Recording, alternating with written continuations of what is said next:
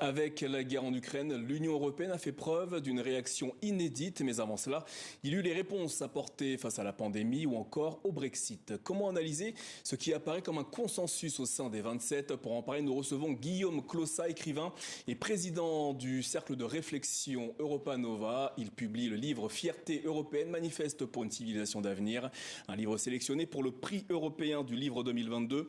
Bonjour et merci d'être avec nous. L'Europe est plus que jamais confrontée aux convulsions du monde. Est-ce la raison pour laquelle vous avez écrit cet essai? J'ai écrit cet essai parce que j'ai senti que l'histoire européenne, que le moment était venu en fait pour les Européens de développer à nouveau un grand récit positif à un moment où Américains, Russes, Chinois, Indiens développent leur propre récit civilisationnel. Pourquoi ils le développent depuis une vingtaine d'années? Tout simplement parce que nous vivons dans une période de bouleversement depuis au moins 2-3 décennies. Et dans ces périodes de bouleversement, on a besoin de repères. Et donc, les grandes puissances, si elles veulent garder leur cohésion nationale, si elles veulent garder leur influence, doivent développer des récits puissants. Et les Européens sont les seuls dans le monde tel qu'il est à ne pas avoir un récit fort. Et cette guerre en Ukraine nous donne une opportunité en fait de nous réapproprier la notion de civilisation. Un peu comme l'a dit le président Zelensky quand il est intervenu il y a quelques semaines, le 2 mars au Parlement européen. Il a dit, mais vous, Européens, êtes les porteurs d'une civilisation d'avenir qu'incarne l'Union européenne, et nous les Ukrainiens, nous gardons les frontières de cette civilisation. Alors on reviendra sur cette notion de civilisation, mais avant, à qui s'adresse cet essai?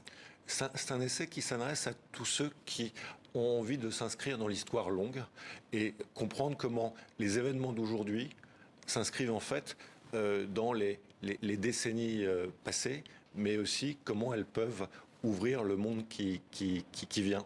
Et ils visent tous ceux qui ont envie d'avoir les clés de la compréhension du monde d'aujourd'hui, mais aussi être acteurs de leur destin dans le monde de demain, et donc du récit qui accompagne ce destin. Donc, parce qu'un destin s'accompagne toujours d'un récit. Cet essai est plus destiné aux populations européennes, c'est ça? Ah non, c'est un essai à vocation universelle, mais c'est toujours intéressant de comprendre quelles sont les clés de la compréhension européenne aujourd'hui. Qu'est-ce qui fait que l'Europe est aujourd'hui une grande civilisation portée vers l'avenir et pas seulement vers le passé, et qu'elle a encore des choses à dire au monde. Vous dites qu'en 5 ans, les Européens ont fait preuve d'un niveau d'unité, de solidarité, mais aussi d'audace complètement inattendu. L'Europe est-elle efficace que lorsqu'elle est mise pieds au mur? Écoutez, au moins 5 ans, je dirais même 20 ans, parce que depuis que je suis engagé sur les sujets européens au début des années 2000, on a vécu 10 crises, et chacune de ces crises devait être fatale, à commencer par la guerre d'Irak, au début du millénaire, qui devait diviser Européens de l'Est et de l'Ouest. Vous vous rappelez comment les Américains ont joué dessus? Non, une union politique, et même un projet de nature post-nationale comme l'Union européenne, il s'éprouve à travers les crises. Et on voit si c'est un projet solide à la manière dont il résiste aux crises. Regardez l'Union soviétique, la seule grande crise qu'ils aient connue à la fin des années 80, ils se sont effondrés. Nous, en 20 ans, on a connu 10 crises. Et à chaque crise, en fait, l'Union s'est renforcée. Et ça, c'est extrêmement intéressant. Ça veut dire que l'Union européenne est bien plus qu'un projet technocratique. C'est un projet politique, c'est un projet culturel, c'est un projet civilisationnel. Au-delà du projet, est-ce à dire qu'aujourd'hui l'Europe se vit davantage comme une puissance et non plus comme un vaste marché de libre-échange? La première crise d'il y a 5 ans, c'était le Brexit. Et donc c'était vraiment un test, un crash test pour voir si l'Europe pouvait être plus qu'un marché, puisque les Britanniques ne voulaient l'Europe que comme marché.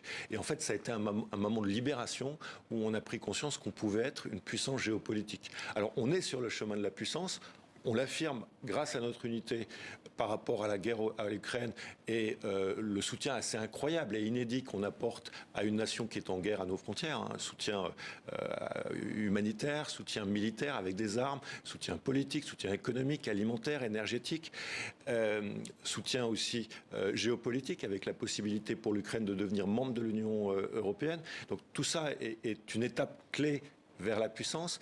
Mais ce qui me paraît encore plus important, c'est que quand on réfléchit à ce qui a permis la résilience de l'Union européenne, ce n'est pas les dirigeants, c'est les peuples. Et quand on regarde aujourd'hui les attentes des citoyens européens de Vilnius à Lisbonne, on voit qu'elle converge de plus en plus et qu'on peut parler d'une grande société européenne.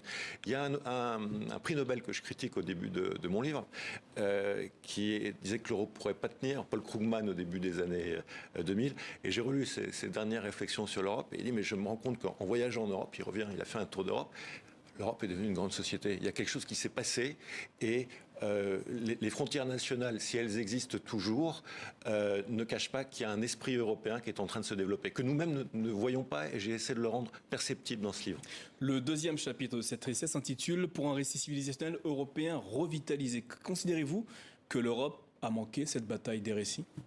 L'Europe a eu un problème avec le récit et la notion de civilisation, c'est que nous sommes sentis coupables dans les années qui ont suivi la guerre de finalement avoir amené au chaos l'Europe, puisque après 2 guerres mondiales, les Européens étaient ruinés, ils risquaient de sortir de l'histoire.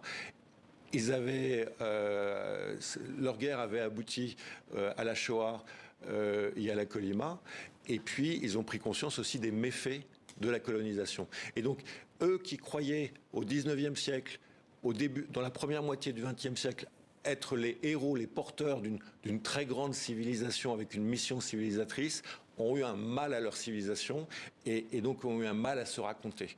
Et l'affaire ukrainienne, aujourd'hui, rompt avec cette incapacité de se raconter et elle ouvre à nouveau la possibilité d'un grand récit européen positif, d'avenir, qui ne soit pas un récit expansionniste comme l'est le récit russe ou chinois actuel.